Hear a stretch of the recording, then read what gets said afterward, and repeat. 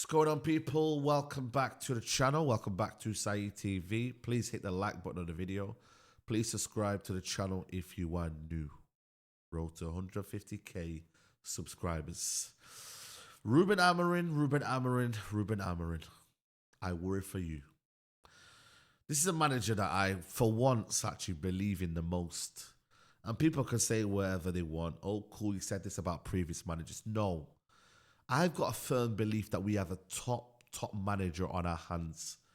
But I also fear that he could walk or be sacked. And that's the two given scenarios. But I'm actually worried for Rúben Amorim because he's been told a lot of promises. But right now, at this minute, we are currently sat 13th. And he was told now or never by the hierarchy. He was told to leave a sunny Lisbon to come to Manchester United because it was going to be a better opportunity. He must be thinking now, bloody hell, mate. I could have been sitting in a team that's tailor-made for me. 2 wing-backs that suit my style. A system organised by me. I orchestrated that at Sporting Lisbon. And I've come here to Manchester United and it's not what I expected to be. Maybe it's full on to him. And maybe things become a reality when you get there. But that jump was a significant move for Rúben Amorim. A better paycheck, a better life for his career, and an upward step in what was going to be him thinking, I am going to do this. It's a challenge for him, and he loves it. He loves a challenge.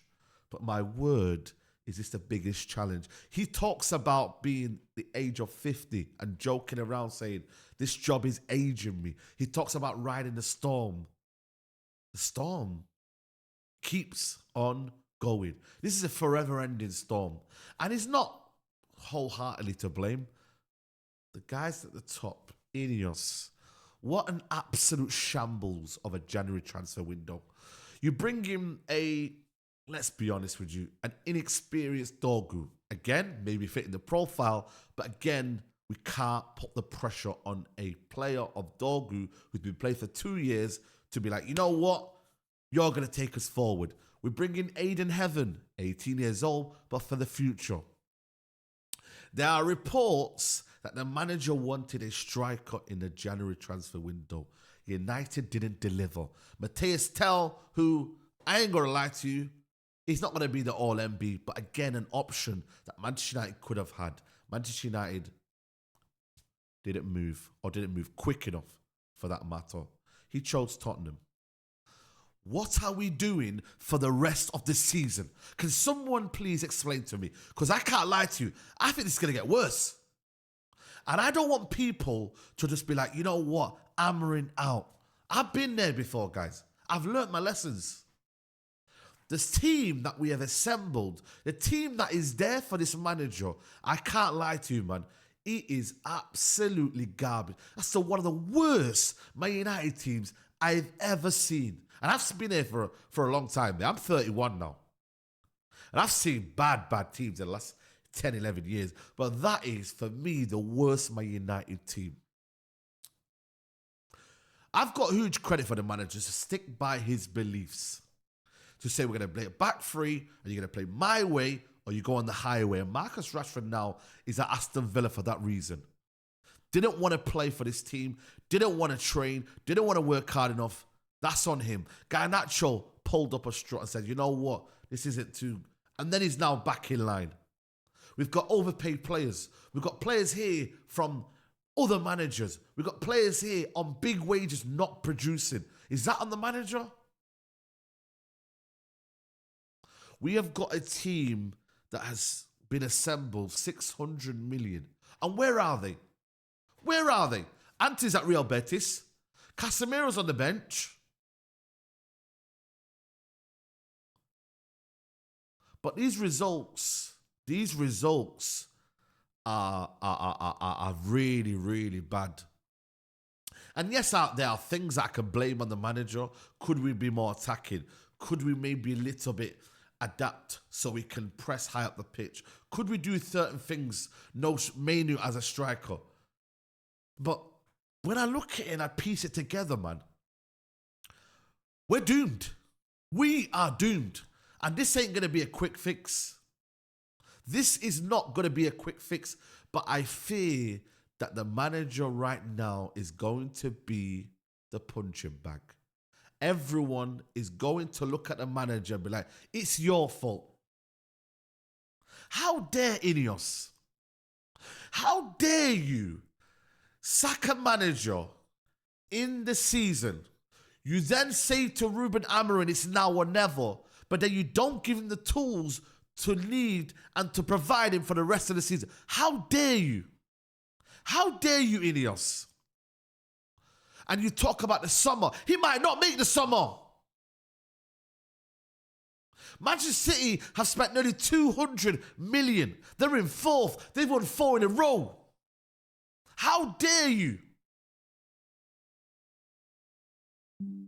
You find every angle. You find every solution. You find all the means to back this manager. We need to suffer. We need to play a manager's system, not cowered away from it like Ten Hag. Oh, I can't play the Ajax way. You've got a manager telling you, I'm playing my way. He's not bottling it. And yet we're here discussing about, it's 3-4-3, the solution. Piss off, man. I'm sick of United fans, seriously. And maybe you lot are sick of me. But I'm calling it out, man. The system is not the problem. You need to play. You need to spend money. You need to.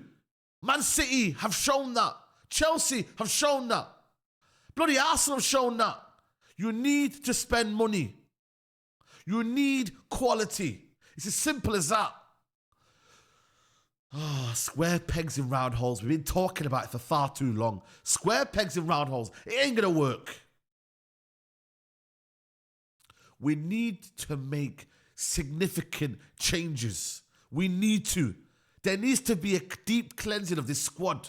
I kept it 100. I kept it the same. I said, yo, guys, don't matter if they score a goal or they have a little bit of form. We need to keep the same energy. Half of this team needs to go. Half of this team needs to go. You go and get another manager, what next?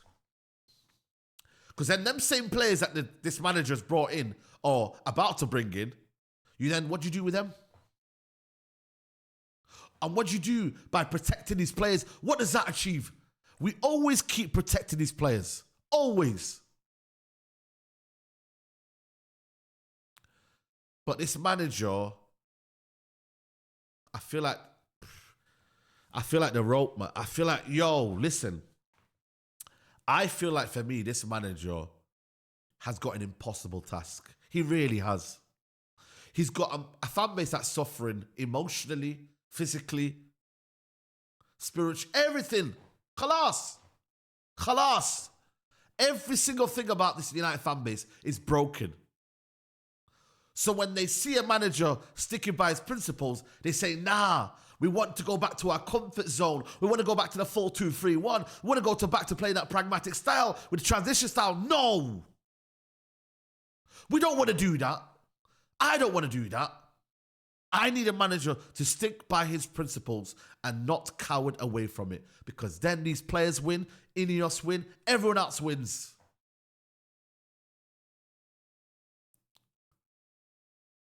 This is meant to be an elite coach in the making.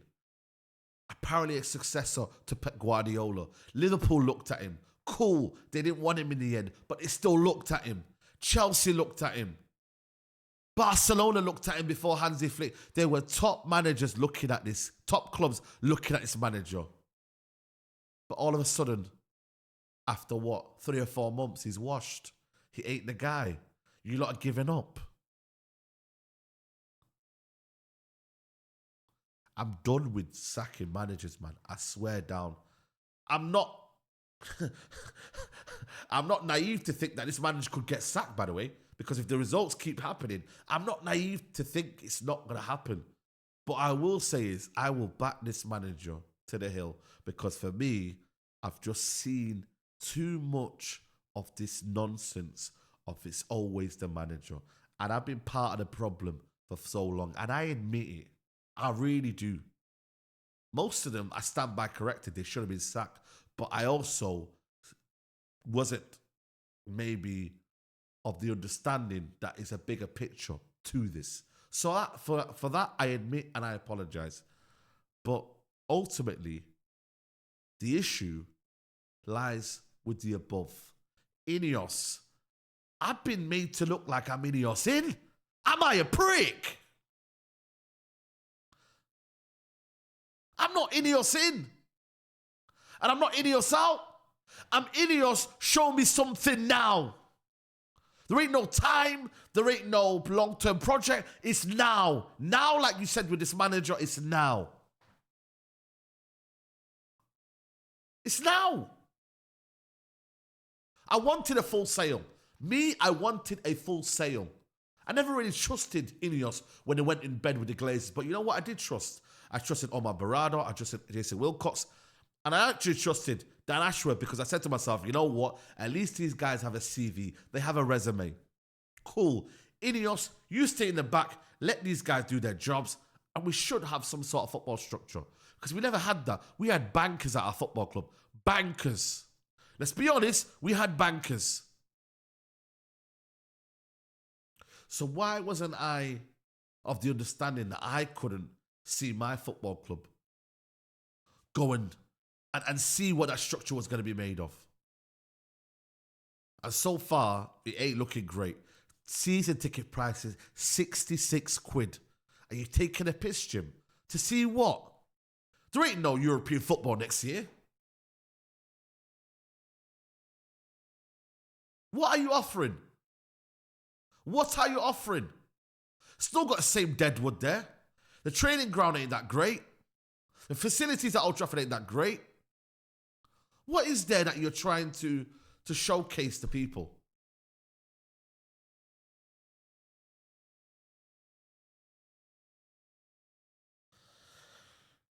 Man, it is, yeah. I can't lie to you, man. This situation here is serious, man. I had to do this video because I just need people to understand that it's gonna get ugly. It's gonna get more painful. I'm still gonna lose my head. But you know what?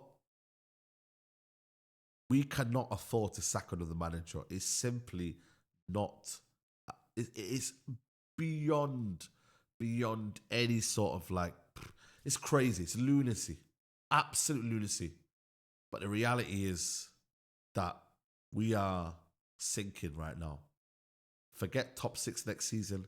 This is going to take a long, long process unless INEOS pull the money out and start spending.